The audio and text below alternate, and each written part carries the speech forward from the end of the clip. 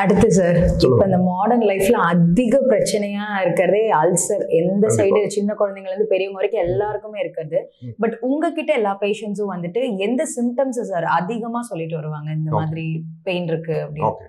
So என்கிட்ட வர்ற OPD patients பார்த்தீங்கன்னா மோர் தென் ஹாஃப் ஆஃப் த பேஷண்ட் சொல்ற மெயின் கம்ப்ளைண்ட்ஸ் என்ன அப்படின்னா இந்த மேல் வயிறு வலி அப்படின்னு சொல்றாங்க. ஸோ சில பேருக்கு வந்து சாப்பிட்ட உடனே எனக்கு வலி அதிகமாகுது, இந்த மேல் வயிறு வந்து நெஞ்சுக்கு பக்கத்துல வந்து எனக்கு வலிக்கிற மாதிரி இருக்கு அப்படின்னு சொல்லி மெஜாரிட்டி ஆஃப் பேஷண்ட் சொல்றாங்க.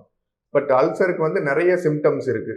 ஸோ அதுல ஒன்னொன்னா நம்ம என்ன பார்க்கலாம் அப்படின்னா, சில பேர் இந்த ப்ளோட்டிங் பிரச்சனைகள் சொல்லுவாங்க. ப்ளோட்டிங் அப்படின்னா என்னன்னா வயிறு உப்புசமா இருக்கிறது, இல்ல வயிறு வீங்கின மாதிரி இருக்கு, எனக்கு சாப்பிட்ட உடனே வயிறு வந்து புஷ்ஷுன்னு இருக்கு சார் அப்படின்னு சொல்லி சில பேர் சொல்றாங்க. இல்ல சில பேர் என்ன சொல்லுவாங்கன்னா நெஞ்செரிச்சல் இருக்கு. இப்போ அது வந்து காமனா வந்து ஓல்டு ஏஜ்ல நிறைய வருது, பட் இப்போ யங் இண்டிவிஜுவல்ஸுக்கும் வருது. இந்த நெஞ்செரிச்சல் அப்படின்னு சொல்றாங்க. அதாவது சாப்பிட்ட உடனே எனக்கு இந்த நெஞ்சு பகுதி வந்து பயங்கரமா எரியுது சார், தொண்டையில இருந்து அப்படியே எனக்கு எரிச்சலா இருக்கு, உள்ள ஏதோ இருக்கிற மாதிரி இருக்கு, அந்த மாதிரி சில சிம்டம்ஸும் இந்த அல்சர் பிரச்சனைகள்ல, கேஸ்ட்ரைட்டிஸ் பிரச்சனைகள்ல வர்ற வாய்ப்பு இருக்கு. பிளஸ் வந்து ரொம்ப ரேரா சில பேருக்கு வந்து இந்த சாப்பிட்ட உடனே மோஷன் போற மாதிரி சிம்டம்ஸும் இதுல வர்றதுக்கான வாய்ப்புகள் இருக்கு. ஸோ இந்த நெஞ்செரிச்சல் அப்படிங்கிறதுலாம் நம்ம இந்த ஜிஇஆர்டி அப்படின்னு சொல்லுவோம், கேஸ்ட்ரோ ஈசோஃபேஜியல் ரிஃப்ளெக்ஸ் டிசீஸ் அப்படின்னு. ஸோ அதுவுமே ஒரு அல்சரோட ஒரு பகுதி தான். ஸோ இதெல்லாம் தான் காமனா வந்து நான் பார்க்குற பேஷண்ட்ஸுக்கு இருக்கிற சிம்டம்ஸ்.